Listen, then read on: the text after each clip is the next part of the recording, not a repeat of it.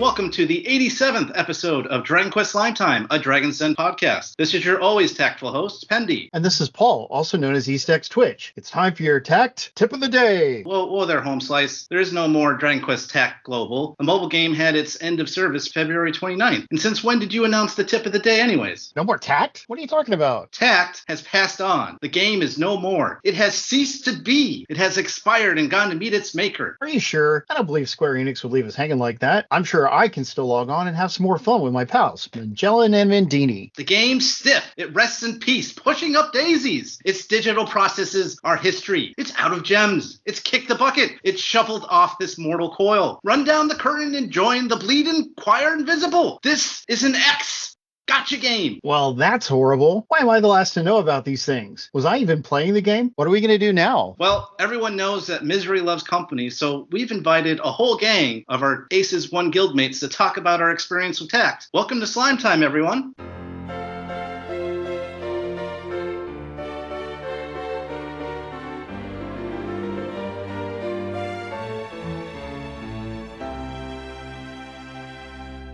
Dios, how you doing? Hey, happy to be here. Always good. I've been a fan of your guys' podcast for a while. Nice. King Loto. Hey, y'all. Also pleased to be here, the first Slime Time podcast. Hey, Bros. It's an honor to be here with you guys. And last but not least, but also the last on. Glad to be here as well, fellas. Now that we've had our guest introductions, let's get to know them a little bit better. How did you all get into Dragon Quest? Dios, we'll start with you. So for me, it was growing up. Best Christmas gift I ever got was a regular Nintendo, and it came with the game, the original Dragon Warrior. Oh, nice. I have been hooked ever since. That was what got me into gaming. Awesome. What about you, King Loto?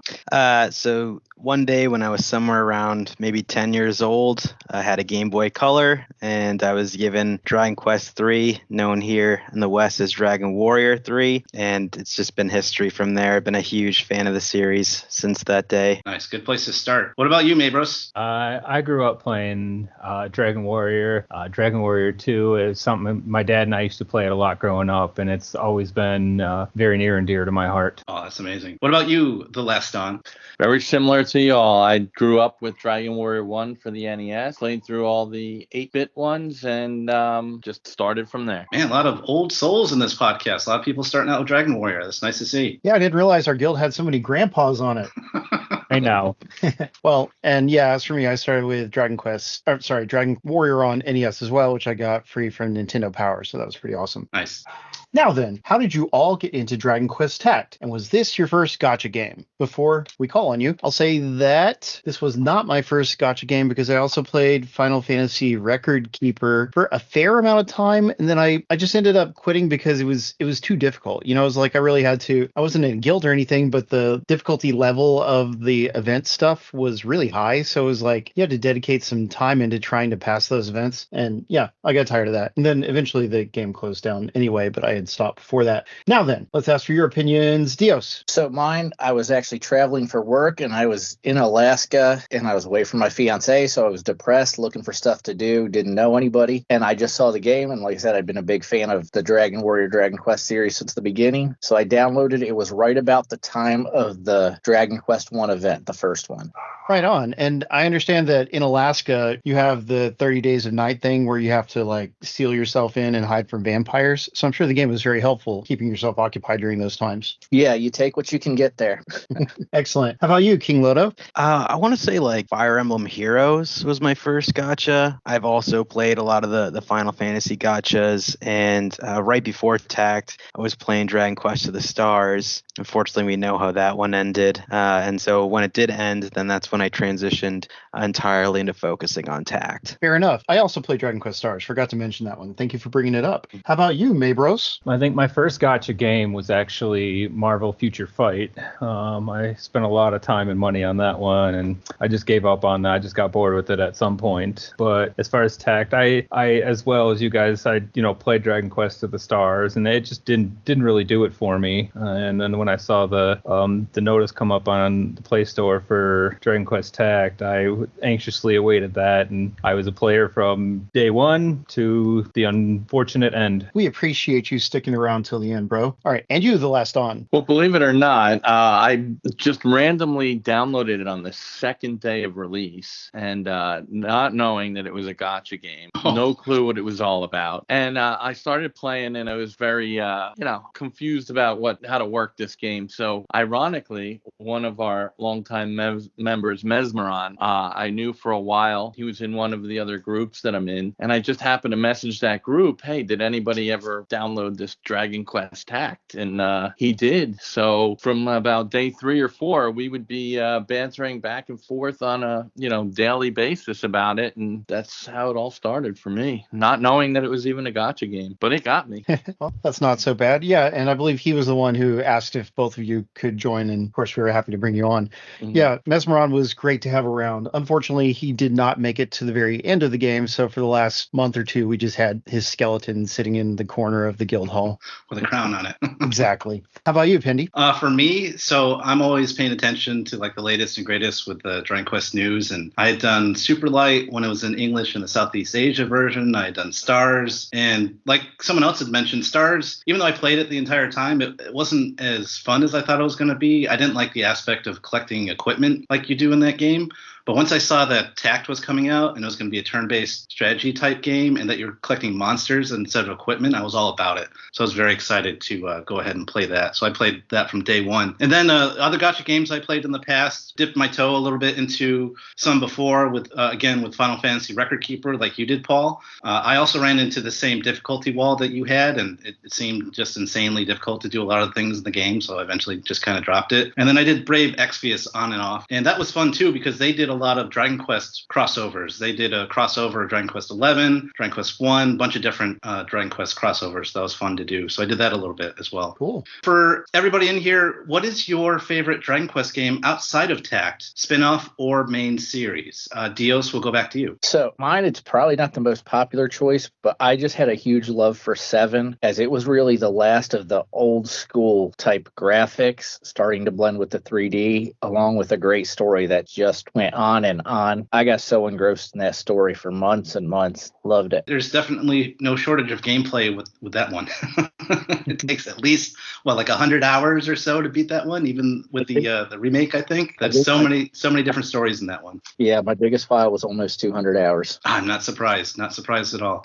King Lodo, what about you? So by the name, you might guess it is definitely Dragon Quest 3. But I am definitely also a huge fan of the Monster series, and specifically the localized title of Dragon Warrior Monsters to Kobe's Journey. After you beat kind of the main story, they have those like roguelike kind of dungeons that are like kind of procedurally generated, and I would just spend so much time doing that part of the game. That's awesome. Looking forward to that Dragon Quest 3 remake if it ever comes out.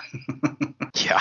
The 2D HD. Oh, I can't wait. Yeah. That'll be great. Hopefully sometime this year, since they said that Yuji Horii was playtesting it not too long ago. So we'll see. Mabros, what about you? For nostalgia, 2 is probably my favorite. As dry and as difficult to navigate as it is, 2 is the game that I've really that's the one that's the closest to my heart. That's what I grew up on. But the one I played the most, the post game content of 9 is probably my favorite of all of the Dragon Quest series. I just the grotto hunting, the random generated maps of all of them.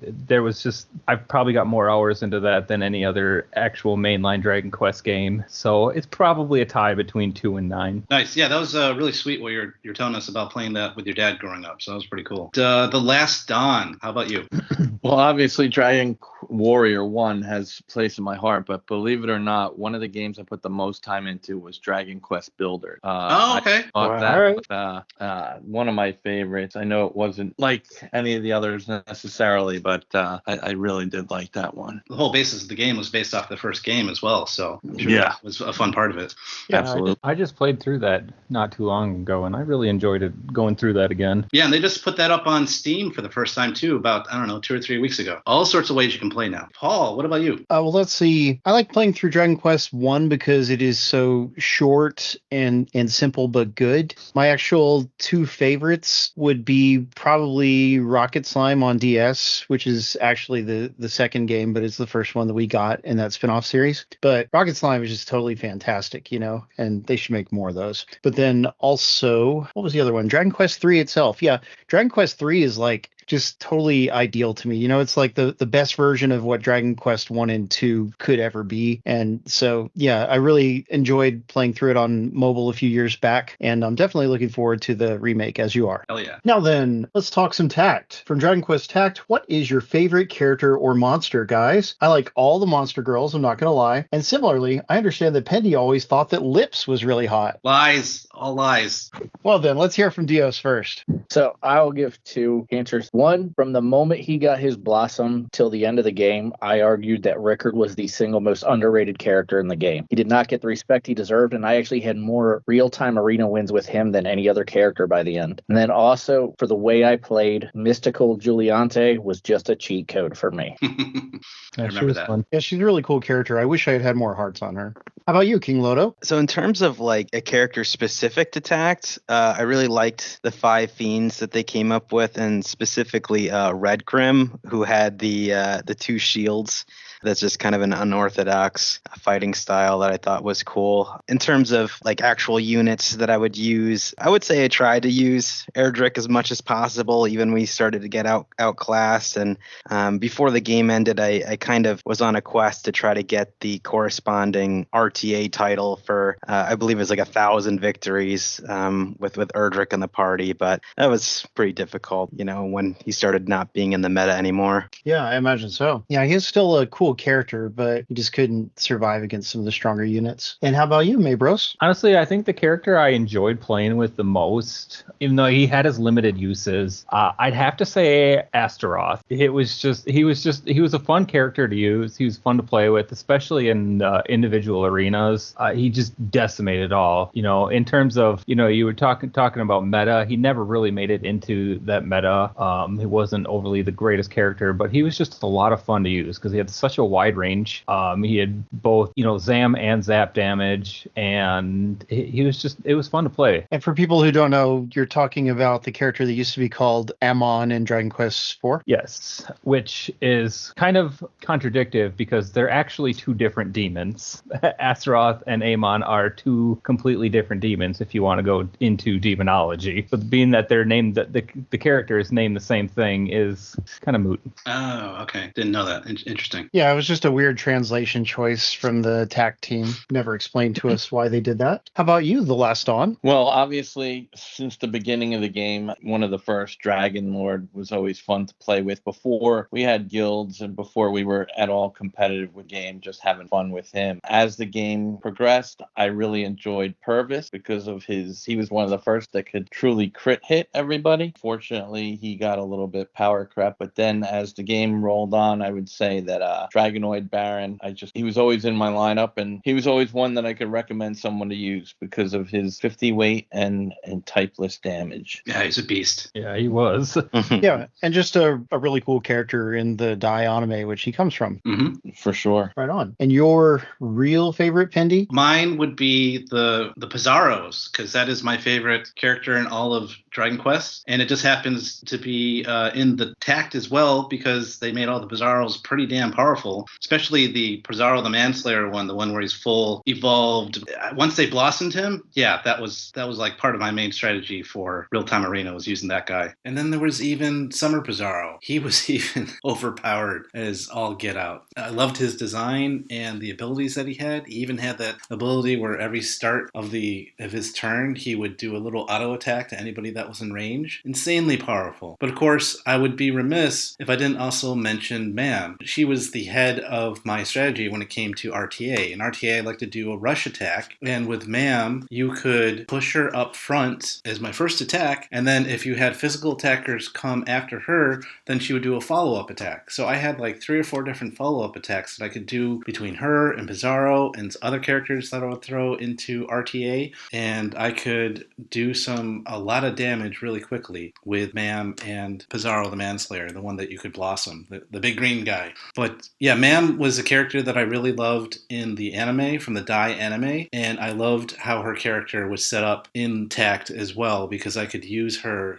quick ability and her follow-up attacks perfectly for the strategy that I wanted to do. So definitely Mam as well. Also, Robot Mendini was hilarious, and I like that character a lot for the time that we could use her. I still got to use her, here and there, like in TNT battles and stuff like that. So it was fun to be able to use her after that as well. But those were mine, the Pizarros and Robot Mendini. Right so, on. EastX, specifically a question for you. How did you come to create the Dragon Quest Tact global Facebook group and the Aces guilds that we all became a part of? Well, the fact is that I lost a bet. That makes sense. But also, yeah, back when we played Dragon Quest of the Stars, I had volunteered to be a mod for the global Facebook group for that. And then the actual founder of the group left, and we, like the mods were just left to run it. And, that group is still around, but it's not very active since it's only for the Japanese version of the game now. But anyway, I had enjoyed being a part of that group, and I thought Tact sounded cool. So once they announced it, well before the game came out, because I think they announced it several months in advance, maybe it was only 1 month, I don't know, but definitely in advance, I went ahead and created the group. And, then I took some volunteers for mods. I believe you may have volunteered right away, if I'm remembering correctly. Shortly afterwards, yeah. Yeah, there you go. And there was another guy who was nice, but he stopped playing the game like after a month, so he was kind of a dud mod. But then later on, we got Valis, who was quite a good mod. Wasn't he the Aces 2 guildmaster, right? That is true. Valis started out as an Aces 1 member, and we needed someone reliable to run Aces 2, so he volunteered to do it, and we let him do so. And I didn't like him not being an Aces 1, but he also doesn't like voice chat for whatever reason, so I guess he was a better fit for Aces 2 in that regard anyway, because with Aces 1, we really encouraged everybody to join our voice chat meetings when they could. Mm-hmm. Oh, do you remember our rival Facebook group we had there for a little bit? Yeah, it was funny that one existed. It's like, here is a group that does everything you could need out of the group. So why would you even make another group for it? It doesn't make sense unless we were doing something wrong. Yeah, and the guy seemed a little bit off as well, but he didn't last very long. So yeah. There you go. But running the Facebook group, especially early on, was one of the most fun parts of the game for me. It's like the group just naturally grew and had a lot of nice people in it, and there were barely ever moderation issues. So I enjoyed that a lot. And later on, there were things that I came to enjoy. I mean, once they introduced guilds, the Facebook group got a little bit less active, but still, it was a lot of fun. And I greatly appreciate you guys all having contributed to it. Now then, how did everyone else join the Aces 1 guild, the best guild in all of Tact? Diaz, tell us your story. So I actually joined the Facebook group well before guilds. And then when you guys said it was the official groups of the Facebook groups, I ended up joining Aces 2. And I believe it was actually when Valis stepped down, I was the one who took his place. Oh. I was offered leadership of 3 or to come into 1, and I decided to come into 1 because I wanted to compete with the big boys and see how it goes. Well, that you were a better fit. Yeah, that ended up working out really well for us. So thanks for coming up to 1. Yeah. Oh, I was happy to do it. Right on. How about you, King Loto? What's your story? So when they first released the guild system, I just joined one, a random one that was set to chill and auto accept, and that was going okay for a bit. But then I noticed myself starting to get a little frustrated when folks would just not contribute, or when we would just get totally swept. And so I was also part of the Facebook group, and kind of looking to see if I could challenge myself, and sent a message to East, and was lucky enough to be able to go right to Aces 1, and then the rest is history. We're glad that all worked out. And you, Mr. Maybros, where did you come from? The same. When the guilds first came out, I joined some random guild. Wasn't really, being a daily active player, I was definitely contributing a lot more than others in the guilds, and so I was just bouncing around the guild. Somehow I ended up in Aces 2, and I didn't think if it was the first or second month I was in there, I got into a contribution pissing match with one of the other people in there, just to see who could contribute more. I think I ended up with 35K that month, and then at the end of the month, Valis sent me a message on Discord, asked me if I wanted to jump up to Aces 1, and I was like, oh, that's cool. I get to be part of one of the best guilds in the game. There's that air of prestige there. So I was like, yeah, I'm all for that. I didn't really know what I was in for, joining that, but I would do it again in a heartbeat. That touches my old man heart. And you, the last on? Well, I believe, if my memory recalls, there was a lot of activity with the global Facebook site beforehand with everybody trying to set up guild. And I remember you posting something about setting up a guild, but I actually got private message by someone from the Facebook group saying, do you want to join our guild? And Mez and I were determining what guild to join, and I guess we said, all right, well, we'll give this a shot. And after a few days to a week, we realized that it probably wasn't for us. And one day Mez just messaged me and said, I have a place for us to go to. So lo and behold, it was Aces 1. I guess he had messaged you to try and join the guild or something like that. We joined Aces 1 together. Yeah, that was good. You guys came in a 2-pack. Yeah. You saved more money that way. Was saving money really a thing with this game? No. It was always the dream. Never. And of course, Pendy has his own unique story to tell. Back in the day when I was part of the Dragon's Den Discord, which I still am, and Dragon Quest of the Stars was running strong, that's how I ended up joining that Discord, was to pal around with those guys and do the cooperative play missions in Dragon Quest of the Stars with them. So when this new game started up, they made their own guild, DQ Den, and I joined it right away and was having fun. But as I started going along with the game and started spending money and getting more powerful characters, I was trying to look for maybe a guild that was a little bit more competitive, because they were more of a free-to-play type guild. So I messaged Paul and I said, hey, do you have any openings in any of your guilds? And he was like, yeah, we can bring you on to Aces 1. And I talked to some of the people in Aces 1 who kind of grilled me. He's like, what do you want to do here? Because I remember it was Levi. He was like, are you going to be cool? Are you going to be competitive here? And I was like, I'm going to try my best. I swear.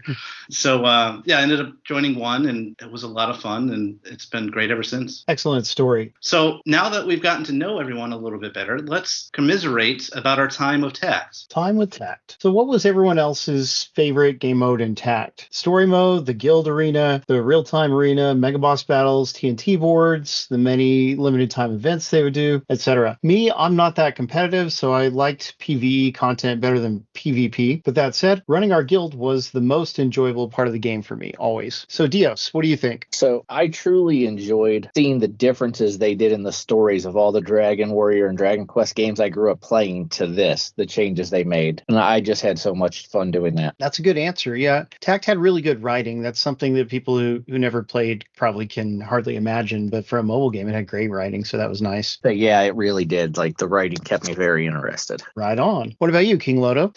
For me, I really loved doing the all-out battles because it allowed some units that just never had a time to shine to kind of come out of the dusty closet and get used. And one of the most satisfying parts was when they had the reminiscence for some of the all-out battles, and I was able to go back and clear some of those and fully clear the Nimzo, fully clear the Rapthorn. I felt very accomplished after I finally conquered those different events of the game. Well done. And Maybros, what do you think?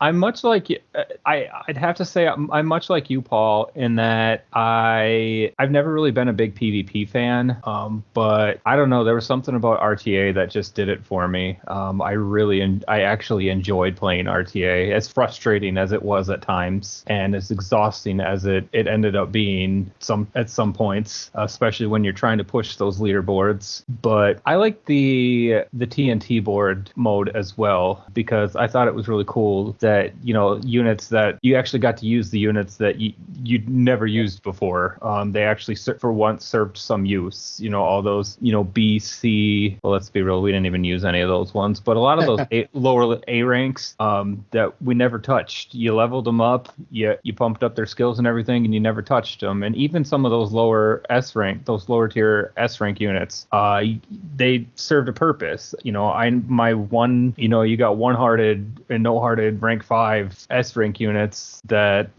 can clear out some of those lower TNT boards, and it was a lot of fun being able to actually experience and play with some of those units instead of them just sitting in your box collecting dust. I agree. And what do you think, The Last Dawn? Well, for me, any of the boards, and I forget how they called them, but I think Zoma was the first one where you got the points. It was very reminiscent of SSX Tricky or Tony Hawk Pro Skater, where you could just keep playing and try and get a better score to beat your own score. Obviously, you tried to compete against others, but also just to beat your own score. So those I enjoyed very much and wish they had. They should have had that at least once a month, and I'm sure we'll get into it. But that's one of the things that they could have done to keep this game going, was keep up more options to play at any given point. Yeah, those were interesting. I know what you're talking about.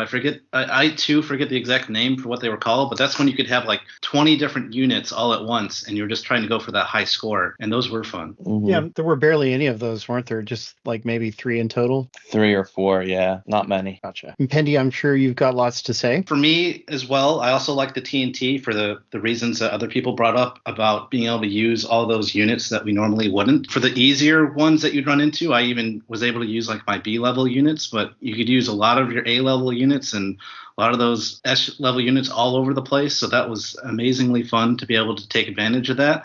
And another thing I really liked was the mega boss battles, especially the guild ones, where I got to help out organizing that. So those were just immensely fun for me to kind of build the team, see where we could fit everybody and clobber those guys one by one. That was a lot of fun doing. Well, we definitely couldn't have done as well as we did without you doing that, because that definitely helped everybody knowing when to go and how many points each person needed to get. So we appreciate your work with that, Pendy. Well, thank you. What a hero.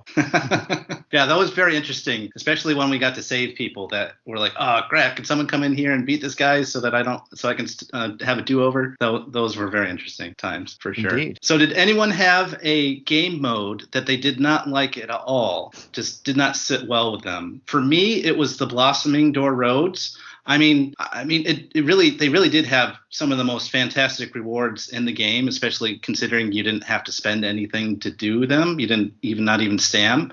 But they were just, after a while, it just became very tedious for me to do it every single month and to try and conquer them every month. So that was not my favorite. Dios, what about you? So for me personally, I did not like the real-time arena because my time was so limited. It was so inconsistent when it could be on. And when they're like, you must be here at this time, I kind of became, no, you can't tell me what to do. What about you, King Lodo? Kind of related to yours, Pendy, but actually like the Blossom Battle Roads, and mostly because I like the story of them and stuff, but mostly kind of were forced to invest in some units that you probably were never going to use normally, and if you wanted to clear them out and get all the mini medals, and then I would say like a runner-up was the single player arena mode, the original arena mode. After a while, that mode just became pretty obsolete, but to get like that 30 gems a day, just kind of going through the motions of it. Yeah, they completely abandoned that. I'm going to go into more detail about it later, but they could have kept that up a little bit better than they did, and it was disappointing. I agree. Mabros, what about you? I'm inclined to agree. It was the Blossom Battle Roads. They weren't fun. A lot of those battle roads in general, it required a specific strategy to do, and it was tedious, and investing in units that you didn't really want to or need to invest in, and so I'd have to go with the Blossom Battle Roads. No, I understand, because there was, especially for the tougher ones, there was no leeway in terms of strategies. Like if you didn't do it this way, the certain way, then good luck.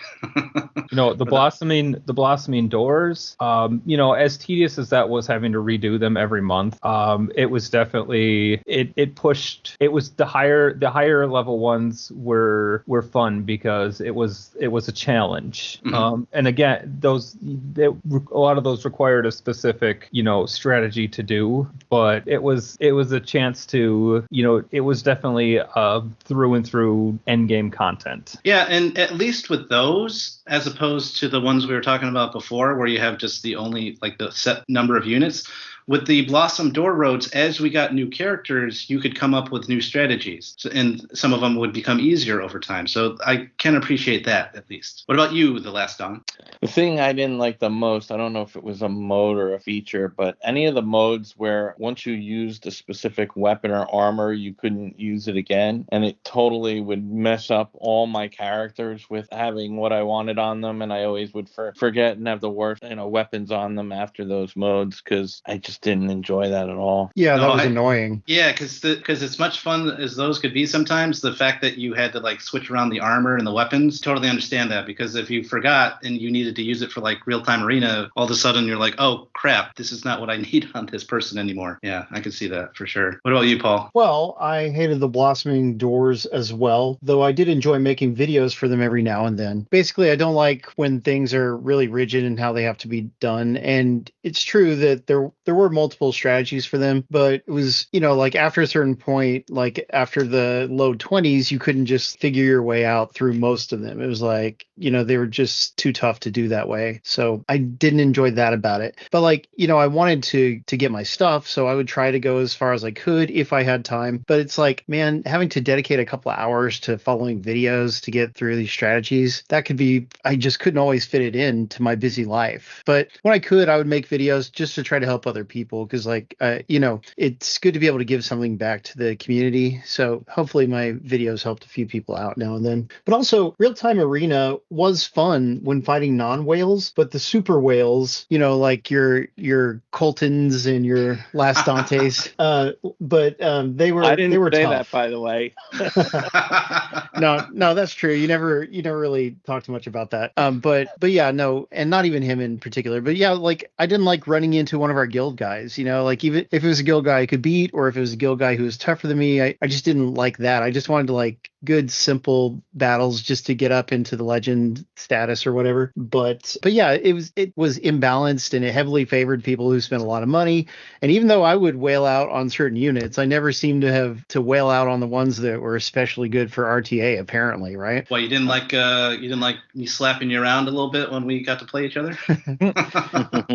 Yeah, no, I don't know. Maybe if I had more time, but the fact that like you could only play, like a lot of times I'd have like maybe 10 minutes to play after getting out of work or something, and then the window closes. Yeah. So that kind of thing could be very frustrating when all you're wanting to do is advance to get up into the proper tier for the rewards. So there was a lot. I mean, like it was good and it added a new dimension to the game, but there's things they could have done to make it more enjoyable for everybody instead of just to encourage spending, which is really what they were concerned with. Now then, what are everyone's favorite memories from the guild? Our early pool parties and the 2 Christmas parties were the most fun for me. I liked hanging out with the dudes and dudettes, getting to know them all. That's what made Tact special to me. Not just collecting the monsters and having cool stories that we could read through, but getting to be with you guys for sure. So what do you think, Dios? So for me, I was thinking, like I said, the reason I came up was to compete with the big boys. So when it came down to the guild battles, I remember going against, it was TWR one time, and in true Aces 1 fashion, we all waited to the last minute. So there was 2 of us who needed to get coaching and only 1 coach available. So I ended up having to solo one of their whales, and I came in, I put up a good strategy, scored a 150, and it ended up winning the match for us. And that was the point when I realized that I can compete with anyone here, and definitely was a big moment for me. Congratulations. King Lodo, do you have such a memory?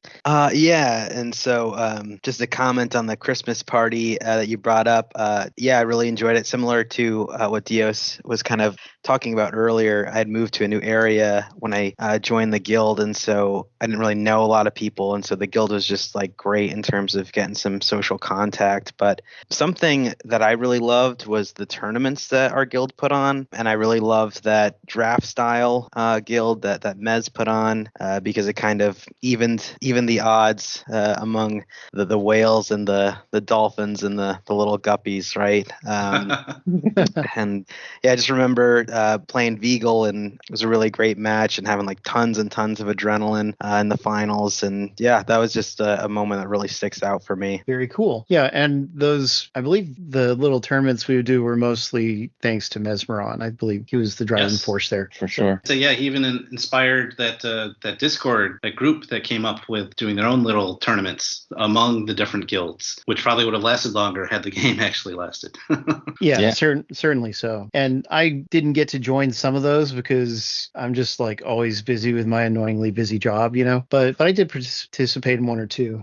But I just always appreciated that he came up with something that everybody could enjoy, and that was very nice of him. And now, Mabros, what's your favorite thing? Well, honestly, as a lot of you guys know, the last year of my life has been a lot of insanity, and I can honestly say just those nights, just sitting in Discord, hanging out with you guys, they were nothing short of a sanctuary for me. It was just a bit of an escape from reality for me, and just a place where I felt like I belonged, and a place, where I felt like I was valued and appreciated, and the just getting to chat and getting to take my mind off of my real life and my personal life. Like I said, it was nothing short of a sanctuary for me. So that was probably the best part of it for me, is the friends I made in you guys there, and just getting to blow off a little steam here and there, getting to vent a little bit here and there on stuff. It meant more to me than you guys will ever know. So nice. Thank you for sharing that. And the last on, what did you like?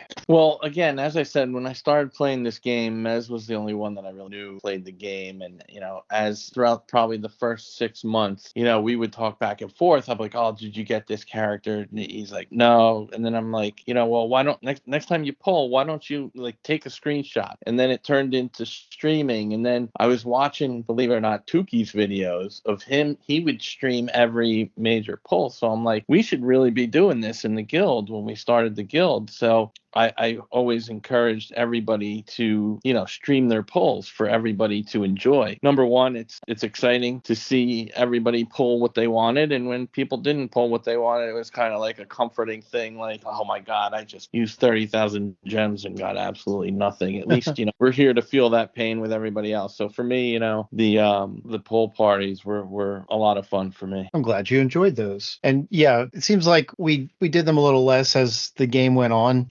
For me, it was like, if people aren't going to show up for it, then it's hard for me to set aside my time if other people won't set aside their time for it too. But definitely in the at least the first year, like, we had a lot of support for that, and that was really cool. Yeah, it was fun. I think the first, what was it, the 50 pull or whatever that they gave, that we had a lot of people do that one. So that one's a lot of fun because everybody got a lot of good stuff on that one. Yeah, just seeing everybody get that stuff. It's like normally you see what you get, and that's a good thing. But getting to see it, the same thing, but 10 times, yeah, that was really neat. And Pendy, I'm sure you've got a favorite thing or two. Yeah, so also the pull parties. One specific memory that I have that was pretty funny was I remember when I first transitioned from DQ10 to Aces 1. And in DQ10, I was the strongest person in my guild. And so I was most often being the person that had to go after the toughest fights. And so when I hit Aces Guild 1, I was like, oh man, all these guys are great. A lot of them are so much better than I am. So I don't have to go after the toughest one. But then I overdid it,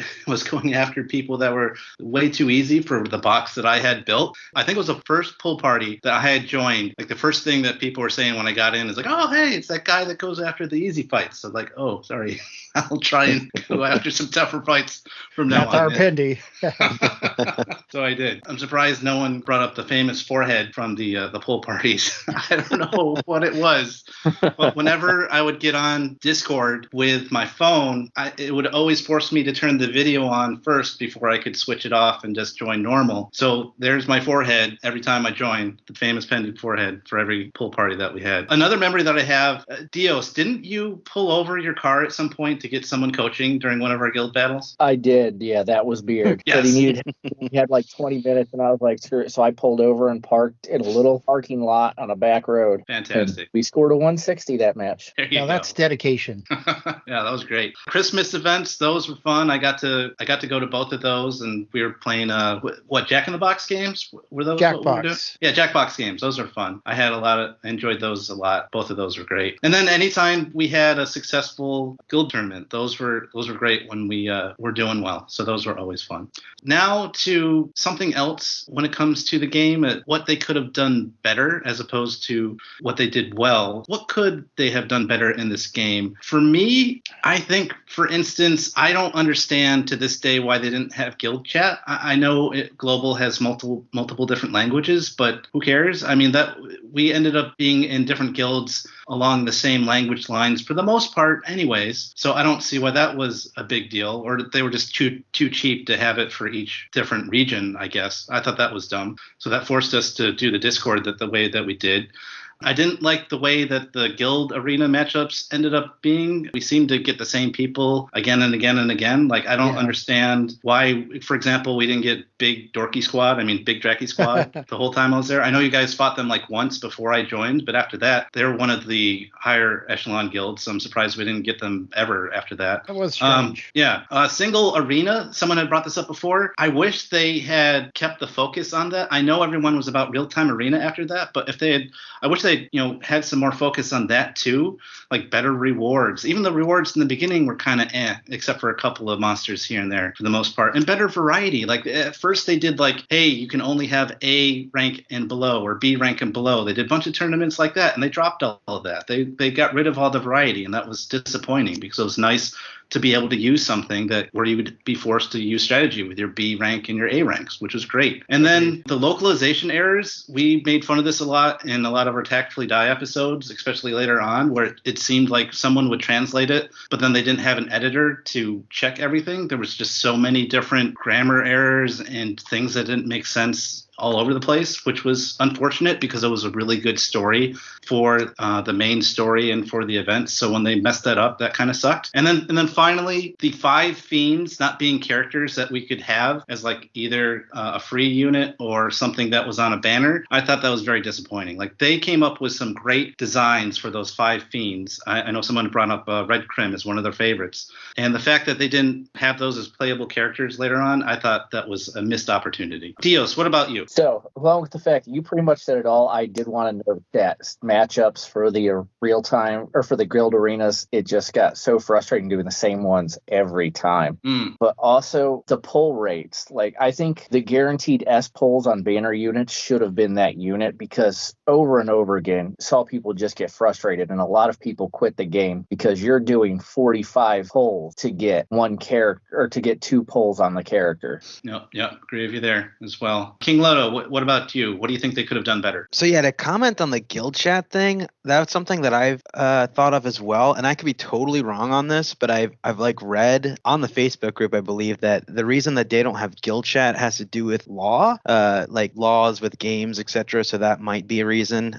But specifically, like what I think they could have done better was just kind of finding ways to get more units into the meta.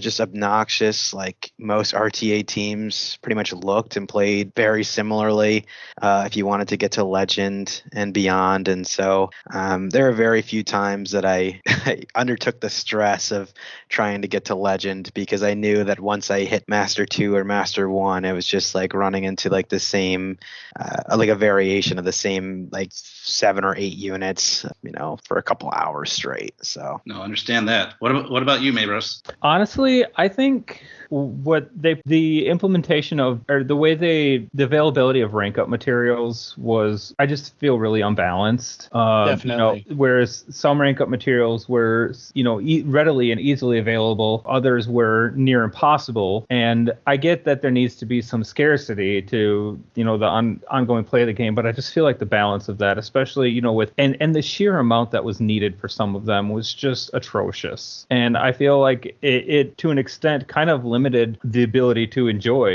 enjoy. With a game that's constantly moving and there's new units that are constantly being released, and leads to a constantly shifting meta. Some of these units you never got a chance to play with. For instance, let's take Claude, who came out with Seraphy.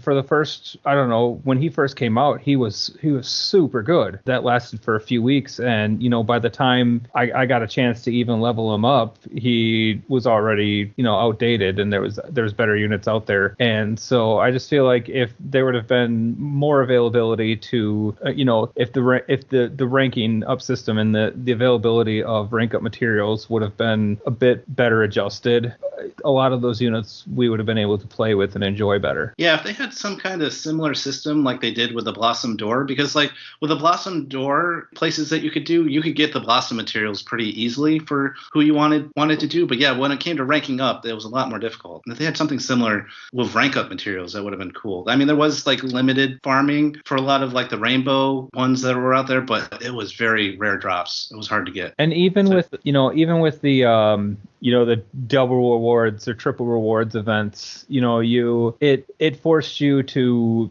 dedicate all of your stamina to those certain events just to gain that, which limited your ability to play the rest of the content. And so Exactly. It was like you either had to focus on rank up materials during those events or focus on playing the event content. Yeah, and it got even worse as they tried to catch us up a little bit with Japan. Like they didn't want to get us like completely caught up, but they wanted us to be like maybe 3 months behind instead of 6 months.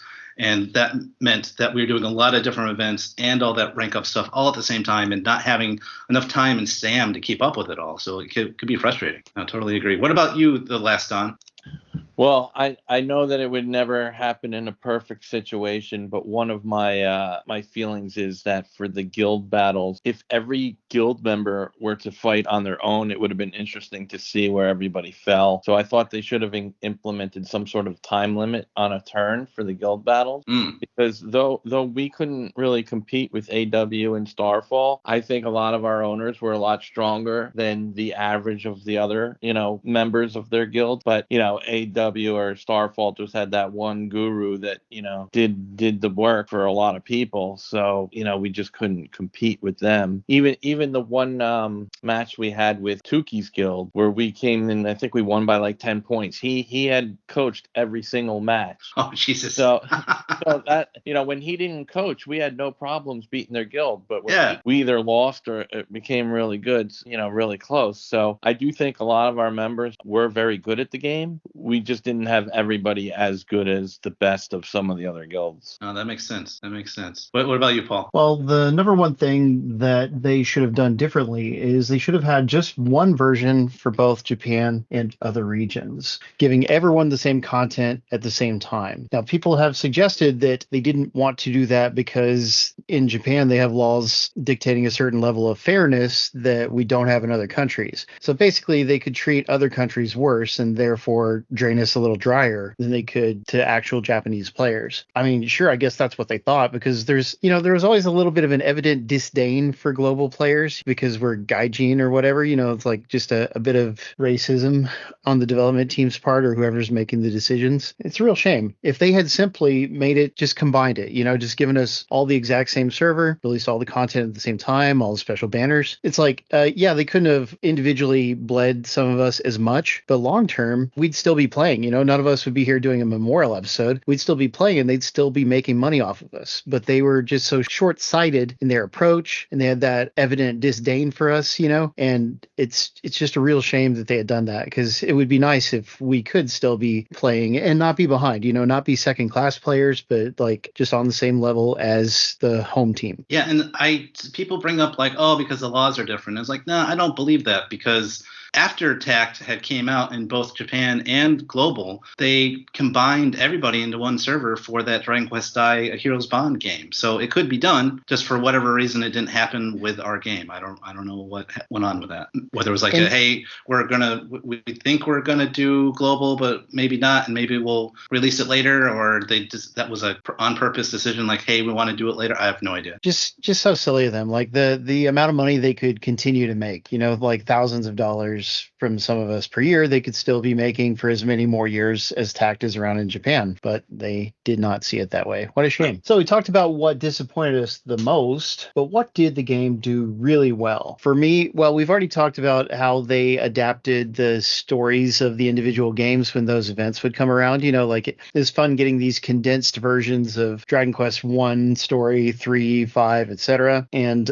just the writing, like not only writing fun versions of classic events, but Magellan and Mindini, like those characters are really lovable. And it's like, I remember in Dragon Quest of the Stars, they had their unique mascot characters, but they were more annoying than cool. But Magellan and Mindini are actually great. And I know a lot of us are going to miss them. So definitely miss that. And of course, just collecting monsters, learning about all these different monsters that I didn't know about because I haven't played every single Dragon Quest. And there's lots of monsters from Dragon Quest 10 that I'm sure we all learned about specifically because of Tact, since 10 never, officially came to America. You didn't like Cyril the Squirrel and his X-ray specs from Stars? No, I'm afraid not. And there was always that one guy. Wasn't there like a character who you would just run into him everywhere and he was always telling you to go get treasure or something? Oh, yeah. He was, I forget what his name was, but he was really out there. I actually enjoyed him. I thought he was funny, even though he was very corny. Yeah. Yeah, maybe he was funny at first to me, but also it was just like just the same joke over and over,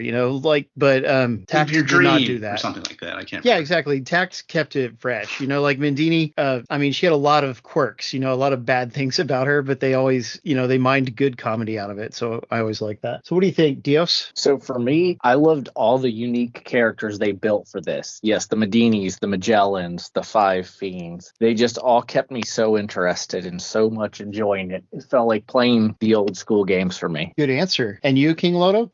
I just think that they did a really great job with some of like the more nuanced things, like some of the boards, like in the backgrounds.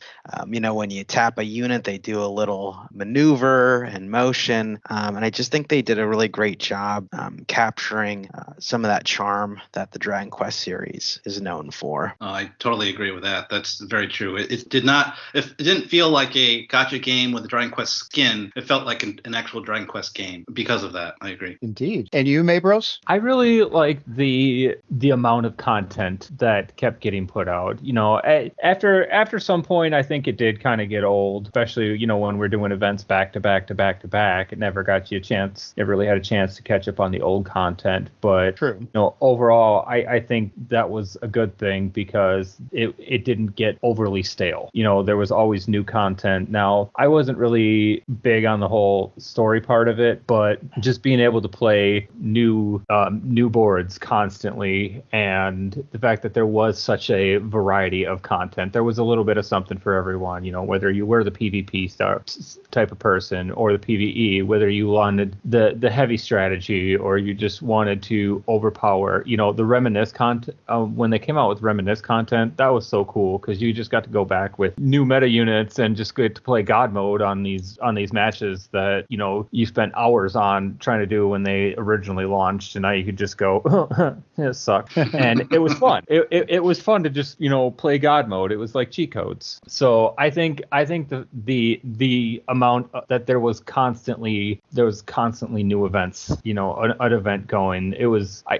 very rare that we would have more than a day or so without some sort of event going on. So there was always something to do. Even when you ran out of your stamina for the day, there was still some sort of content to play. And what about you, the last on? Well, for me, what I love about Dragon Quest or Dragon Warrior games is just the art style in general. So they kind of held true with that. I loved all the characters, I loved graphics, the art style, and just nothing specific, but to have a game that made us play every single day and not miss a day, not only for the rewards but for the enjoyment of the game, because there could be other games that we all play, but no matter what the rewards, you're not going to log in every day to make sure you play, and they did a good job at that. Yes, they did. And your favorite thing, Pendy? So for me, definitely the story and the events. I thought they did very well with incorporating those with the different games and with all the shenanigans that you'd see Mindini and Magellan get up to related to those story events. I loved the little intros they would come up with for every little event event, like seeing a little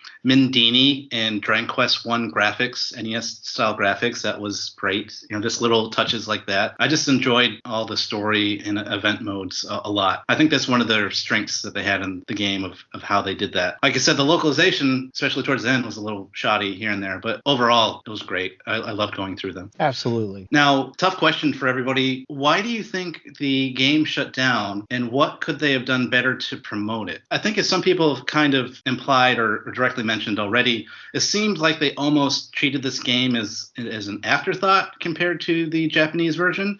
Now, I realize that Dragon Quest in Japan is like God over there. Like, that is their big thing, and it's not as much of a thing everywhere else. But they could have treated it, given it a little more care to us. I mean, our community leader, I don't mean to speak too badly about Malcolm, but I don't know if he was maybe the best fit for us for what he brought to the table. Something that they did in Stars, which I was surprised they didn't do here. They never did gem sales. That was odd to me.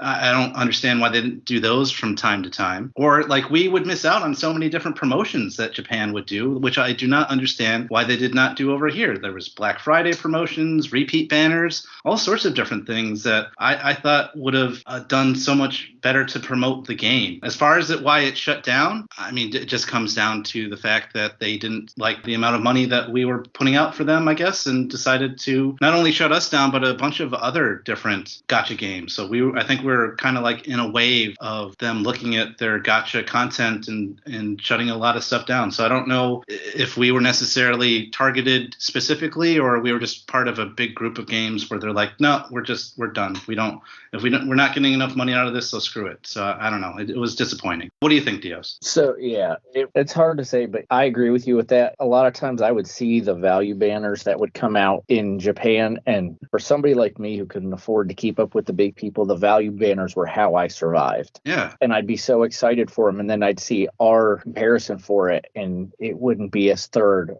as what they got. Plus, they got a whole bunch of extra gems all the time, and it just kind of felt like we were treated like the kid you don't love. Mm-hmm. Redheaded stepchild, for sure. What about you, King Loto? Yeah, so just, pretty much echoing what's been said, I'll just say it just felt so bad to spend essentially close to like 25 to 30 bucks after tax on a banner, shot and not getting it. I only pulled a couple times for Erdrick, Solo, and Brave and Lucia, and I never got any of those units, and so I definitely still remember that. And it just felt really bad to spend on the game unless it was one of those value banners. And then just to touch on like what they could have done to promote it, I think that it would have been interesting if there would have been some support for the blossoming YouTube community, that surrounded this game. I wouldn't say that there were tons of folks doing YouTube stuff related to this game, but there were definitely some people that were trying.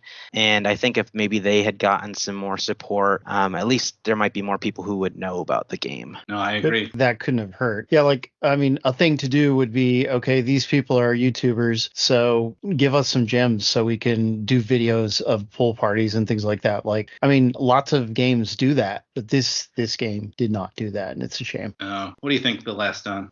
Well, I could go on for hours about this conversation, but I would say that my opinion of what happened is they brought it out here and they wanted to put as little money and effort as possible into it, and however long it lasted, whether it's 6 months or 60 years, they were just going to put what they were going to put out, and whatever happened. But they could have done stuff with Malcolm maybe once a month, get the community rolling. They could have given better rewards. What I mean by rewards is logging on for 960 straight days and you get one A book. I mean, if you got like legitimate rewards for playing the game. I always said that if you play the game, they should give you rewards and they should be extremely generous. Thousands and thousands of gems. If you alchemize 100,000 times, that means you're playing the game. If you earned X amount of gold, that means you played the game. They should have given much better rewards for that. In hindsight, there's certain things like they left Lawson in the encyclopedia, and they didn't even care to take it out. They didn't address any of our concerns. They didn't have any special banners. They didn't have, like you said, gem sales. I mean, how could, through the entire time, there was only one time, and I believe it was on the 6-month anniversary, that for like a week period, you got 2,700 extra free gems instead of 1,700 gems. Jeez. But other than that, there was no sales on gems whatsoever. I always felt there should have been a mode in the game that always earned you gems. This way, it would encourage people to keep playing the game, even if it was as little as 5 gems a board. But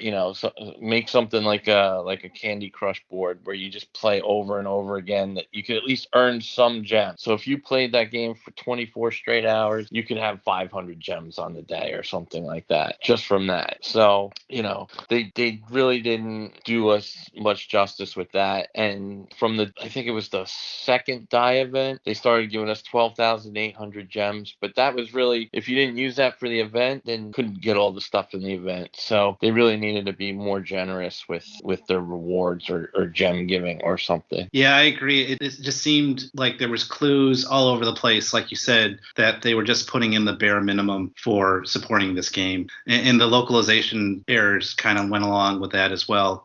You could tell they were just not putting in the effort that they could have, which is unfortunate. Back to, I was wondering when I first started this game, I wanted to watch Twitch and see somebody play the game. But I noticed that there was nowhere, not on YouTube or Twitch, of anybody streaming the game. And I vaguely recall reading somewhere that they didn't allow you to stream this game for some reason. And there were certain reasons why people didn't. I don't know all the specifics, but I just found it weird that when I first started to play this game that I couldn't watch anybody play the game at all. I don't know if it was true what they said, where I guess, Square didn't allow it or something like that, but I'm sure it goes back to your concept about encouraging YouTubers to, stream the game for people to watch that would, get some advertising for this game, which they never did either. What about you, Paul? Well, I guess we covered everything. One Black Friday sales would have been nice. Did we say that? Yes. So many games do Black Friday. This game didn't do Black Friday, didn't do anything. We would get special banners sometimes, but even the special banners were almost always geared towards sucking your money out. There was never a feeling of generosity. And that's a shame because, we mentioned like people would do the regular pulls and get frustrated when they didn't get what they want. Sometimes those people would actually quit the game. You can balance that stuff out by occasionally being generous to players, but they just never ever were. And that's a real shame. And like you said, you mentioned Malcolm. And so I only watched like 1 or 2 of the live streams that he did, but it's telling that he never joined the Facebook group. And it's not like, I'm not just being, selfish or whatever. I don't know, was he in the Reddit group? I assume he was to some very limited extent, right? In Reddit and Discord groups. Yeah. So why not the Facebook group too? Our Facebook group was nothing to sneeze at. It was the biggest one there was and very successful, but just never bothered with it. Too bad. And yet you had that close relationship with him, Dante. So that's something. Yeah, I just think if they did more live streams, it would keep at least the existing people into the game. And back to the, signs, I give all the credit to AW and Starfall. But, one of the things I said for the longest time is, this game has been out for how long and there's not anybody else that can compete with them. That just means there's not enough people playing the game. Mm-hmm. And along the lines of your complaints of RTA is I think that the system is fine. It's just we don't have enough players. If we had enough players, then, we wouldn't be paired with the best of the best. The mediocres would be matched with the mediocres. The problem is if you log on and there's only 100 people on, there's only so many matches that can be matched. Whereas if you logged on and there's 5,000 people, well then the matchmaking system has a better chance to work. That's very true. Now then, we mentioned Reddit and Facebook and such. Did anyone have a go-to place for help? It could have been certain guides, databases, websites, other guild members, etc. For me, it was, of course, the Facebook group when possible. But if I couldn't find stuff there, then I would go to Reddit. And for strategies on blossoming doors, Japanese YouTube videos. Dios, what about you? So for me, I actually didn't look for much help until Guild started. And then I relied heavily on the Aces Discord group. I would particularly like to mention when it came to Guild Arena, I learned so much from Samus in our guild, who also had a character in Arena Watch, that it really helped me grow for who I was. Yes, he was very helpful. Nice guy. And you, King Loto? Yeah, shout out Game 8, the Japanese website for like having a pretty comprehensive database. I would check that regularly. Yeah, our Discord was super helpful. I would say I learned lots about unit mechanics from Mesmeron, for example. And then just to shout out a little bit of the YouTube community, I would just say that when the game first started, for Platypus, did a lot of great videos. And then also Maguru, he would always have videos in the context of what was going on in Japan and like kind of help me decide what units were worth investing in. And you, Maybros? Oh, now you want to ask for my opinion on things. Skip me on the last question. Oh no, do we?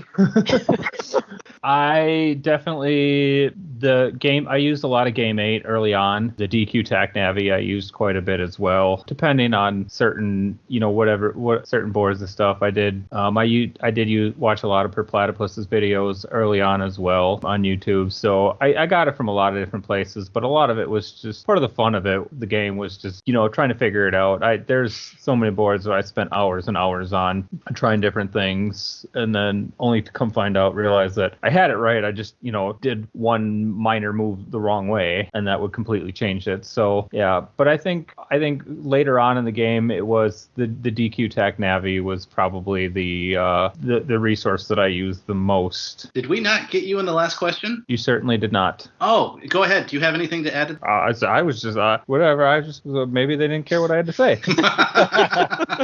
Well, maybe. No, just maybe. It is what it is. No, honestly, why do I think the game shut down? To kind of peg on what Dante had said, the lack of player base, I think, had a lot to do with it. I think there were definitely deficiencies, deficiencies all around, as you guys had all pointed out, what many of them are, and I think that over time just kind of hacked away at the overall player base, and I think the player base, you could definitely tell it was starting to dwindle, even in various areas too. Not in RTA you could see a lot of it. The later RTAs that became repetitive with the same players over and over and over. But even in the Facebook group, you could it got to the point where it was all the same people that were participating in it. I think the lack of new players and the dwindling number of players, I think, ultimately had something to do with the SE's decision to shut it down. But I also think the lack of rewards for the dedicated players also had a lot to do with that as well. I, again, being one of those day one players, when you reach, when you log into that game every single day and not missing a single day, and you get a 1 A rank book or 50 gems, it's like, well, thanks a lot, appreciate it, thanks for showing appreciation for me dedicating my time to this game. Indeed. Well then, how about you, The Last On? What can you add on your go-to places for help? One of the things I loved about this game,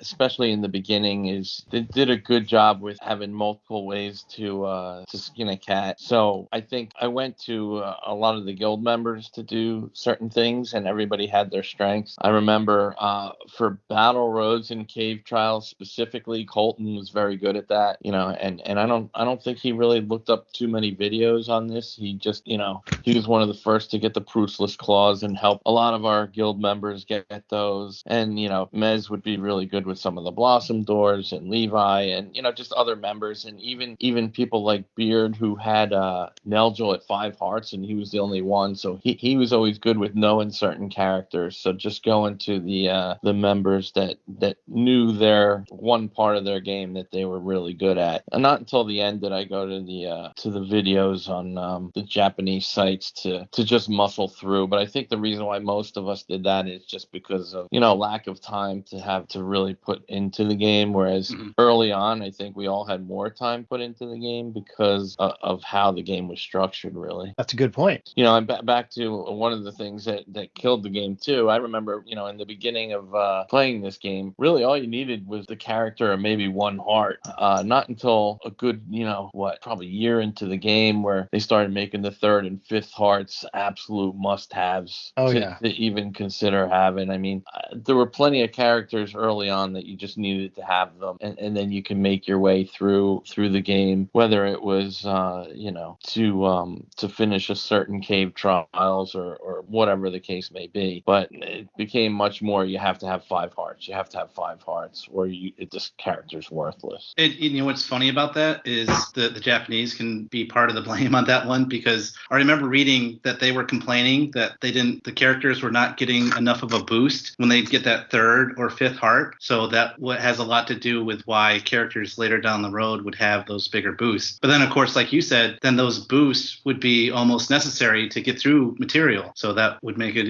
even that much harder if you weren't pulling those characters. Yeah, not even just for, you know, for RTA or guild battles, but for content too. Yeah, like if you have a 5-hearted die too, then you couldn't, you know, do XYZ or whatever the case may be. That is true. And you, Pendy, what were your resources? So early on, a lot of the videos on YouTube that Nocturne and Tuki put out were ones that I relied on a lot when I needed help. And then later on, mostly went to that Dragon Quest Tact Navi place where they would gather all the different videos from around Japan and put them all in one place. Something that I noticed that I didn't realize is they actually ended. They ended in September. They no longer do that. They ended all of their gathering videos with the Summer Pizarro event, and there's nothing else after that. There's like a little announcement on the main page saying like, hey, this is our last update. So I don't know what happened with that, but that's too bad, because that was a really nice resource, because you could get like 10 different videos from 10 different people from Japan on a single board to, you know, that would go with your play style to see what you could do. Or but the units that you had, you know, the awakenings that you had, and you could definitely gear that more towards, you know, you could pick the video that fit your roster the best. Exactly. And then after they came out with the quality of life feature where you could take a character and get rid of their hearts temporarily, so you could even match it more so with the videos that were out there. Though, of course, you had to be careful about putting it back on and forgetting about it. So I remember I complained about that. So did Paul. Like, oh crap, I forgot to put the Urgic, his 5th heart back, because that could hurt you if you didn't pay attention to it. Definitely. And then finally, I would also like to give a shout out to Colton, because he helped me out a lot when it came to RTA stuff. He had different little tips and strategies that I was able to use myself for my team that helped out so much, whether it came to like putting multi-hit on S-Dark or putting Paralyze on Manslayer Pizarro, like a lot of things that really helped up my game. Just everybody, you know, Colton and everybody else in the guild, especially when it came to those arena guild battles, helping each other out with coaching and stuff like that. It was fantastic help from everybody. So I appreciate it. Does anybody actually regret spending what they did on the game for spending the money that they did? I know personally, I definitely spent too much money on it overall, but I don't regret it. It was still a really fun experience for me. Could I have, you know, maybe tamped it down a little bit? Probably should have, but no, I'm fine with it. Dios, what about you with your experience? First, let me shut the door so my fiance doesn't understand how much I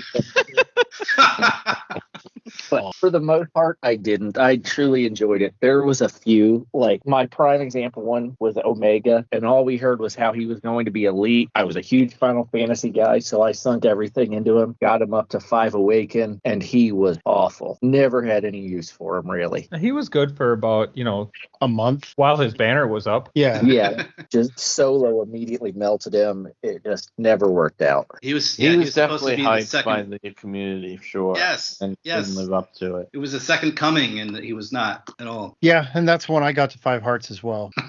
I think a lot of us fell for that one.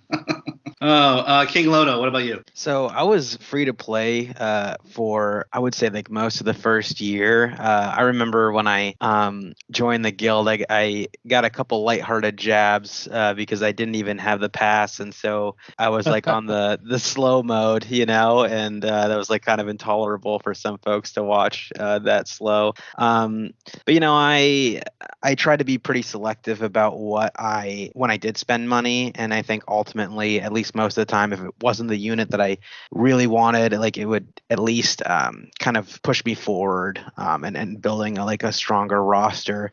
And yeah, I was just kind of pointed out, it's like, you got to spend money to keep this game going. And so I kind of thought that as well when I did spend, and that made me feel better. So yeah, ultimately I don't regret it. But I wouldn't say that I spent as much as some other folks did on this game. Was it you or was it Beard that took a long time to get young Terry? Me.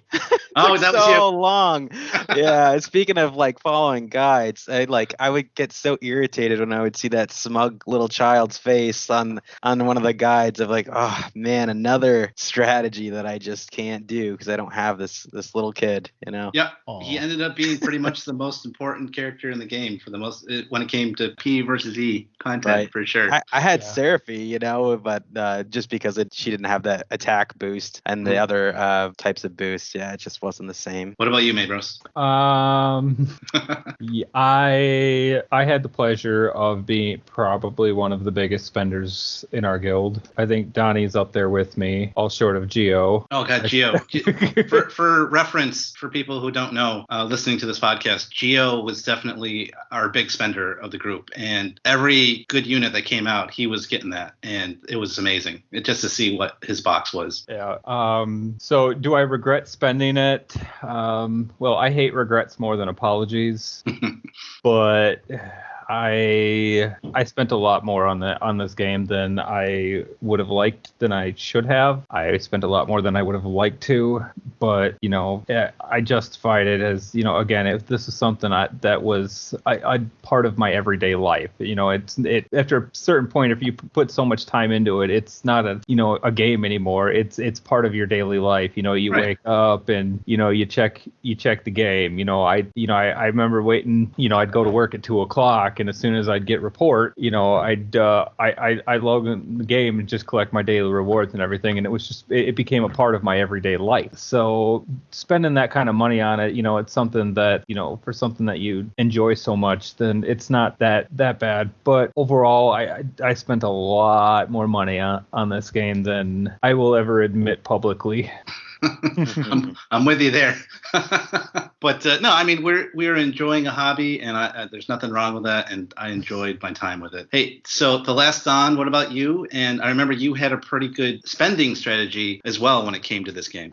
Yeah, I mean, I don't regret anything that I spent. I guess I don't know if the word is regret or not, but what I wish, we all talked about the signs of this game where they should have done certain things and we should have known that it was coming. One of the things is, seeing certain players fall off that stop playing the game. So maybe we should limit our spending because the time of this game is going to be to an end. But generally speaking, I don't really regret it. But, I guess we all could have probably, went a little bit lighter at times. So I remember your strategy, if I remember right, was to really go hard on those value banners more than anything else. That's right? Yeah. That's what I mean, obviously everybody did their own thing, but I tried to, go on the value banners, the paid banners, and then I really would try not to pull on a character unless I got super lucky early on and just deal with it. But one of the problems with this game is, and I think why it ended fairly quickly, was because every unit was a must-have unit and you have to do it. So, yes, there were certain characters like Erdrick and Solo that I was prepared to just go and pull on, and it just seemed like every character was like that. So, how can I do my strategy when every character is a must-have? Originally, I think Nocturnus was the first one, then Human Sorrow was one, then Erdrick, then Solo, and then it just kept, then Ana Lucia, then this one, then that one, and just kept getting more frequent and a lot more must-haves, which made it very difficult and expensive for a lot of people. Well, agreed. You see, the problem with that strategy is there's a reason we call them Donnie pulls. Because some of us have more luck than others, and the last Don happened to be one of those people who I'll have to say I did have some decent luck with my pulls, I'm not gonna lie. Decent is an understatement, man. Like, you would get like 4 copies of a unit on one pull, and that happened to you, regularly. Yeah, no, but back to the poll parties. I mean, I remember, was it you, Loto, who got the diamond slimes? Yeah, when they first released the 48-hour banners, and they pulled 5 times, and I got like 3 diamond slimes. That wasn't very. That's the kind of stuff that I enjoyed. If I didn't get it, then someone else got it, and that's the kind of stuff where I encourage people to spend money if they did, was on the 48-hour banner specifically, or the value banners, because you could make some differences in your box by doing those. Oh yeah, a lot of bang for your buck for sure on those. But then they started to get a little bit, it happened a little more frequently. And then they, I think when Erdrick came out, they had Erdrick, then they had the 10 pull banner, and then they had a special 48-hour banners at the same time. And then Zenlon came out the next week. So it's like, it was all too much. Yeah, it was a little bit crazy at that time, because there was just way too many pulls in a short amount of time for people to make hay. And then those people that did spend and or get lucky had a big head start on people. Yeah. What about you, Paul? Yeah, I regret it to some extent. I didn't start spending a lot until the guild feature came about. And then it was like some people, I think like Mesmeron is one of the people who really wanted us to be a competitive guild. So then that encouraged me to be a more competitive player, which means that I had to keep up with the banners better. But also, like, I think Dante or somebody mentioned, you used to be able to get by with, like, you got the character and you got 1 heart on it, and that's good enough, And so we could spend less during that time. Then when it got to where you need at least 3 hearts, then gosh, you just have to spend a lot on some of those banners. I liked being a competitive player, especially my spending would help elite make up for some of my lack of skill. Not that I'm terrible at tact, but I was never able to dedicate the time that somebody like Colton or even Dante could, So at least it helped me like keep up with people who didn't spend as much. So there's that. But on the other hand, I know that myself and Mistress, my partner, we ran up our credit cards on this game, and it will be a while yet before we have those debts paid off. So I really value the experience we all had, and if they had not shut it down, I'd still be playing and spending a little more than I really could afford to spend. But I do not want to spend like that on a game ever again, because it wasn't wise long term.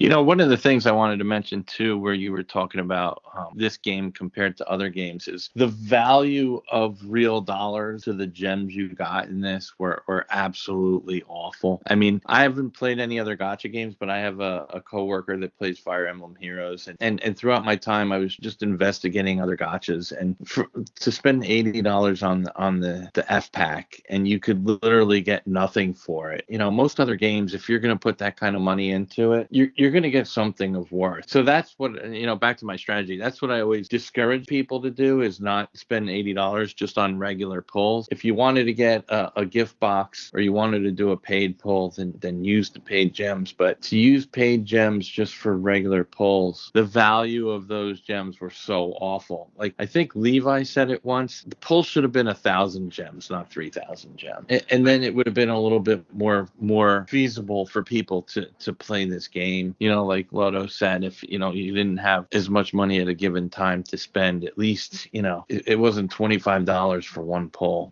Yeah, that's a really good point. And yeah, I'm fortunate that I have a job where I can get some credit cards, and I can have a few $100s a month that I can spend on one thing or another. And other people who don't have as good jobs couldn't do that. So yeah, it would have been nice if the gems had been a better value for sure. Well, guys, does anyone have a favorite special event from the game? It's hard to pick one because the events were so cool overall, but I really like that they let Pancrase from Dragon Quest V survive and meet his family in the true Dragon Quest V event. That was very nice to see. What do you think, Dios? So for me, it was one of our Mesmeron's Guild Reign events where he had us create teams, and I was one of the team leaders, drafting my team and naming it. We were the short bus. Oh God, the short bus. And the memes and the trash talk and everything going back and forth was just so much fun for me. The Legend of the Short Bus. Yeah, that was a lot of fun seeing you guys goof around with that one. Well done. And you, King Loto? I know I'm beginning to sound like a broken Dragon Quest 3 record, but seeing Japan reveal Erdrick definitely kind of blew my mind, and then just the introduction of the hero class as a unit type. I think that was another thing that they did really well, was they made most of the Dark Lords and most of the heroes feel pretty powerful and game changing, like they should be above kind of your more run of the mill monsters. They had some pretty funny commercials for that too. Right. Yeah. Right. Where they had like Zoma and Erdrick in a bar just complaining about stuff. It was great. Yeah, the commercials were good. Although then there was that Nocturnus commercial that came right after they canceled us. That was sort of like rubbing salt in a wound at that point. Oh god. Yeah. His whole Blossom commercial. I remember that.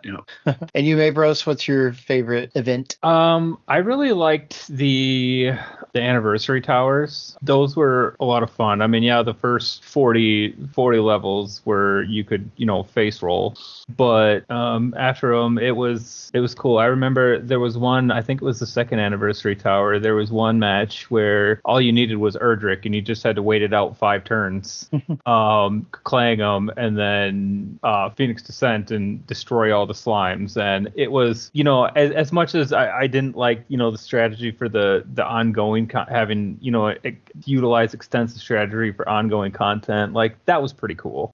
Just to have little modes like that, or the events where it was, the focuses on whoosh or focused on, zap type damage or beast only. Those were a lot of fun too, because it prompted you to utilize different units, and while you were still using pretty much the same units, it gave you the opportunity to play endgame style content with, some of those less frequently used units. Yeah, I really liked events like that. Yes, they were cool. What about you, The Last Dawn? Well, believe it or not, I'd probably say both of the die events I enjoyed very much so. Sweet.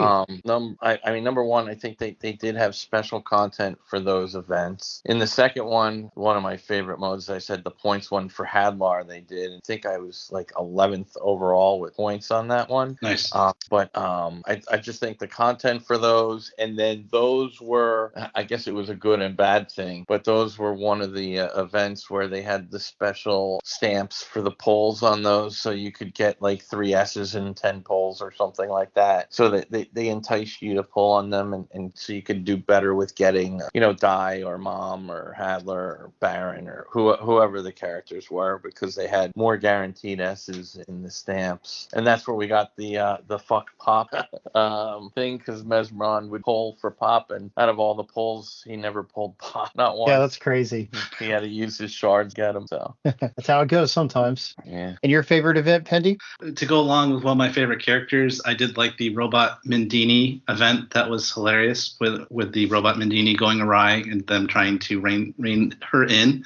Dragon Quest IV is one of my favorite games, so anything that they did with Dragon Quest IV was an absolute joy to have those events, so I enjoyed those a lot. There's other different little moments, like Mindini turning into a dog, like the princess in Dragon Quest II was hilarious, or Mindini eating too much and becoming this huge poof ball was hilarious, or the constant simping from Magellan over the various Dragon Quest waifus, where there would be someone that was attractive from one of the Dragon Quest games, and he'd kind of fall head over slime in love with them. I think the more recent one being Rose from the beach event, which is pretty fun, and then getting scared of getting scared of Pizarro was great. So all those little events here and there and moments were great that I loved a lot. Beautiful.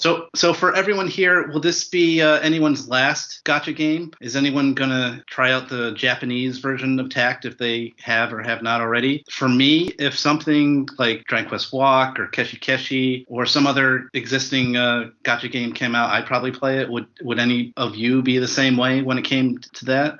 again, if it's not a Dragon Quest Gacha game, probably not going to have much of an interest in it. I'm probably going to go back to doing more just general console play, playing Dragon Quest Monster Dark Prince or like the new Like a Dragon game that came out recently. I'm going to concentrate more on that now that I have more time not playing Tact anymore. Dios, what about you? So for me, this is 99% my final gacha game. I would say the one thing that could pull me in is my favorite video game series is Suikoden. And if they came out with one for that, I would be interested. But beyond that, I'm done. That makes sense. That's a good series too. I love that. Especially 2. 2's probably my favorite out of those. Yeah, Suikoden 2 is my favorite game ever made. Love it. I don't blame you. It's got one of the best stories that they've ever had in a video game, for sure. King Loto, what about you? I think I would play Dragon Quest Walk because I used to play some Pokemon Go, and I just like games that kind of like, hey, get outside. I think that's kind of a good thing. But I'm just deflated after this experience, and I think I'm going to learn my lesson. And I don't foresee any more gacha games in my future. And then I kind of considered going over to the Japanese version, and kudos to anybody who decided to do that. But for me, that was just too much effort. So I think I'm good. I don't blame you. The fact that we couldn't transfer anything over, I just have no, I don't want to start over. I just don't have I don't want to do it. I really don't want to do it. What about you, Mabros? Yeah, I'm done. As much as I, said earlier, I about, not so much regretting how much I spent on the game. I don't think I could do that again. I don't think I could do this again, and it's Dragon Quest. Dragon Quest is so much a part of me as you all feel the same way. We're all here because we all have a lifelong love for Dragon Quest and all that it is. But even with another Dragon Quest gacha game, with how Tact was treated, I'm a little salty, and I don't think that I could bring myself to play another gacha game, even if another Dragon Quest gacha game came out. I think I learned my lesson with this one. Yeah, to be treated like that again, I wouldn't blame you. That you'd be very wary if we had another TQ gacha game that came out. So if they're not going to treat us well, then what's the point? Kind of deal for the most part. The Last Don, what about you? Well, there's 0% chance I would do the Japanese version just because of the language barrier. And I had enough trouble with the game on this, and I think I got pretty good. But, there were a lot of things that you would need to translate to understand, what's this person's weakness or whatever the case may be. So that wouldn't be. I've never played a gacha game other than this one. And I think there's only one brand that would ever get me into another gacha, and I don't ever see it happening. And that's if Nintendo made one with the Mario characters. I don't even know how it would work, but I'm surprised that's it the hasn't. only thing the thing that got me into this game was Dragon Quest, Yeah. So, and I think a lot of people, some people are just gamers and like the game.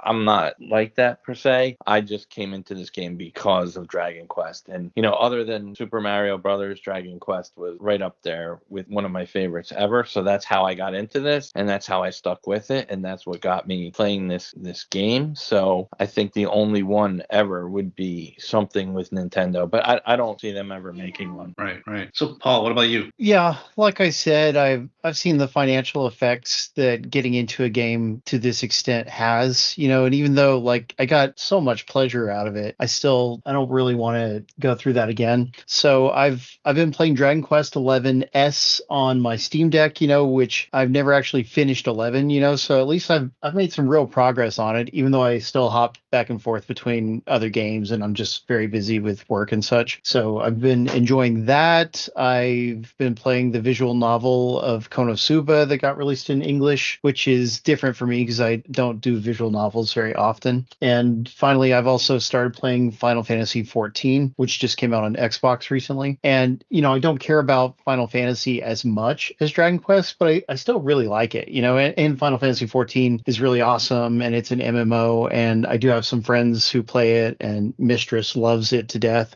so I'd rather put time into those things than start playing another game on my phone and have to, develop all these habits and spending issues. So that's what I've got. Yeah, I think even if I did do another Dragon Quest gacha game, I doubt I would put in as much money as I did on this one. I'd be more of a free to play kind of person. I'd probably still do like the monthly whatever, but not to the extent that I did with this game. This is probably the most I'll ever spend on a game ever. Agreed. Expensive game. So, guys, what are your overall thoughts on your experience with Dragon Quest Tact? Like I was just saying, I am thankful for my time with it. I'm most thankful for just having a great guild, one of the top guilds in the game. You know, like when I normally play a game that has guilds, like even Final Fantasy 14, you know, like there's no way I'm going to be in a top guild in that game. And the same with Phantasy Star Online 2 back when I played that, etc. But in this, like we got in at the beginning and we had the Facebook group to help us recruit good players. And we, you know, I already had a Discord established, so it wasn't hard to, you know, add channels for the guild specifically. And it was just a really special time getting to know you guys and hang out with you and chat with you and all those things. And I hope that everybody continues to use our Discord and just stays in touch, because that's what connects us all. What about you, Dios? Yeah, it was just the guild was what made this game special. I enjoyed it so much more once guild started. Even though I was interested in the story, that was when it became more of just something I did in the background when I had time, to something I was truly involved in. And it's because everybody in the Aces family, not just Aces 1, the Aces 2, the Aces 3 people, they were all great people, and I appreciate you all. And with this, I do have to step out for the day, but thank you to everybody in this who ran it, who helped get it all set up. Thank you, Diaz. Yeah, big thanks. All right. Now then, King Loto, do you have time to tell us about your overall experience? Yeah, I thought that this game ultimately was a lot of fun. I thought it had a lot of polish that most phone games lack. I do think that despite all the shortcomings, there were lots of opportunities for folks that spent money and also that didn't spend money. And unfortunately, I just think the game was kind of fumbled by the team in charge in a lot of ways, and that's what led to the end of service. But similarly to what's been said, I'm just so grateful for meeting the folks in this guild and the interactions that I've had with the community at large. I really am not somebody who likes to play like MMOs or other games where I have to interact with other humans. That's why I like Dragon Quest so much, because it's mostly a solo experience. But this has just been a lot of fun. So yeah, you know, it's kind of sad that it's ending the way it is, but it's been a great 3 years. And you've been great, dude. How about you, Maybros? I loved this game. Like I said, it as much with obviously it became a part of our lives, and you know the guilds definitely. I think we can all agree that the camaraderie and that esprit de corps that came with the guild was definitely amplified our value in the game. You know, the personal value we have with the game, but the game itself was still fun, and it was still something that I enjoyed doing and playing on a daily basis. You know, and you know, sometimes it did become a chore. You know, doing all the daily stuff, you know, kind of became a chore sometimes. But you know, there's other times when you had that time and you just got to spend you know, several hours messing around with stuff and playing some of that content. And I think it was, like I said, Dragon Quest Tact was definitely a big part of my life the last 3 years, and I think if I had to do it again, I would. I probably wouldn't spend as much money on it, but it was I loved it. I loved it, so much of it. So I'm very, very grateful for that. I got to play it, you know, and getting to see. I think, you know, one of the things that Dragon Quest is known for is those recurring characters, and Tact bringing in all those characters to us and getting to play with them in a new environment. You know, aside from just the mainline games, getting to play with all those characters in a new environment was so much fun, and I loved it. Very well said. How about you, The Last Dawn? Yeah, well, I mean, I think that, you know, loved the game, loved everything about the game, and then, you know, it developed more into the community with the guild, and then, you know, we all became closer as a guild, you know, not only with playing with the game, but just, Maybros had said, just shooting the shit some nights, whatever the case may be. But then, unfortunately, you know, I even thought the whole community was getting a little bit closer, because having some contact with other guild members, talking with other guilds on Discord, and the global Discord was becoming a little bit, you know, some problems, but overall more friendly, and it would have been nice to keep going, but unfortunately, all good things must come to an end, I guess. Such a shame. And what about you, Pendy? So I loved the community that this game developed, whether it be through our Facebook group or through the Discord, through our guilds. It was great to meet everybody through the Aces guilds and through the DQ Den guild that I still stayed in touch with and chatted with those guys about the game as well. I just loved all the characters that this game brought about, and I loved the way that this game was built. I really like turn-based strategy RPGs like this, like Fire Emblem or what have you, and to see this kind of style with Dragon Quest, even in a gacha format, was fun. A lot of fun for me to play. So it was a great 3 years of being able to play this game and experience these storylines and the community that this game brought about. So it was a great experience. Yeah, I'm a little bit disappointed because we're never going to truly know who the whale is, who the guppy is. Never quite got settled, did it? No. Well, guys, that's all for this episode of Slime Time. We had a blast talking about our time with Dragon Quest Tact, and we want to give a special thanks to our extra special guests, which include the dearly departed Dios, King Lodo, the Last Dawn, the King of Wales, and the ever-juicy Mabros. King Lodo, any final words? Go buy the Dragon Quest 3 remake on day one. Show Square Enix we care about Dragon Quest in the West. They are not paying me to say this, but I just go get it. There you go. Right on. How about you, Mabros? Thanks guys. Thank you for everything. I like I said, being part of the Aces family was such a huge thing in my life over the last year or so that I've been in it, and I cannot even begin to say how appreciative I am to all of you guys for what you've done and what we've all, and the brotherhood that we've developed and the friendships that we've made. And it's, I've played a lot of online games. I've been an online gamer for years, and I've met people all over the world, and there's just something about the quality of character of the people in the Aces family. The genuine care for our fellow man has not gone unnoticed, and I think that was one of the things that made the Aces family such a tight-knit group and such a great group, is that we all genuinely cared about each other, and not just in the respect of the game and what's going on with us in the game, but what's going on in people's lives. There's definitely been, life happens to all of us, and being able to share that, a little bit of that in the group, and just seeing the genuine compassion amongst the people in the Aces family has been nothing short of incredible. And I wish you all the best of luck in all of your future endeavors, and it was an absolute honor to be a part of it. Maybe the real Dragon Quest was the friends that we made along the way. Maybe so. And yeah, that was beautifully said, Mabros. Thank you for that. What are your last words, Dante? All I could say is, everything, it's been great, and hopefully, this doesn't mean that people don't keep in touch. I know that Paul's tried to get people to play some Dragon Quest Heroes at times. We never got a chance to do that. Or if anybody ever feels like just, jumping in chat for whatever reason, whether it's for gaming or not, hopefully we can all still meet up in there and do whatever it is that, everybody wants to do, whether it's play a game or just, talk about whatever is going on. Yeah, totally. We should. And in fact, we talked about maybe doing another Jackbox party sometime soon. So we'll have to make that happen. Oh, for sure. Those were always good too. Nice. Well, thank you, everybody. We are a non-profit podcast. We won't end of service your hard-earned gems when we can offer you quality content for free. But if you do have some extra gems that are burning a hole in your digital wallet, and you'd like to donate anything to a website that's been supporting Dragon Quest fans for over 25 years, go on over to the Dragon's Den by clicking the link in the show notes. There are several ways to support the Den, including the affiliate links that don't cost you anything when making other Dragon Quest purchases. We even have a Slime Time t-shirt that was designed by our resident artist, Dwayne. See the link for it in the show notes. As part of the Slime Time Extended Universe, or STU, you can direct comments or questions for the podcast on Twitter and Instagram at DQ Slime Time. And you can follow me on Twitch at twitch.tv/EastX Come watch me play a variety of games every Saturday, kids.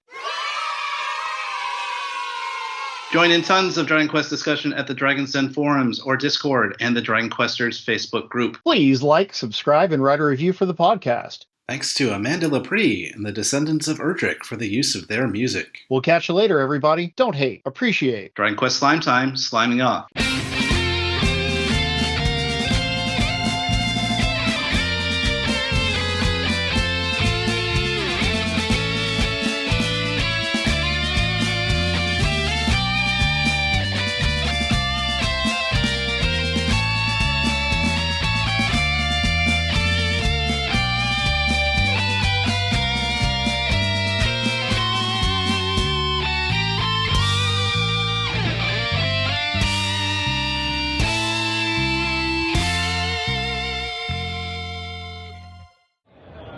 This is Goochtrude for Slime Time, reminding you all that you must complete your adventure.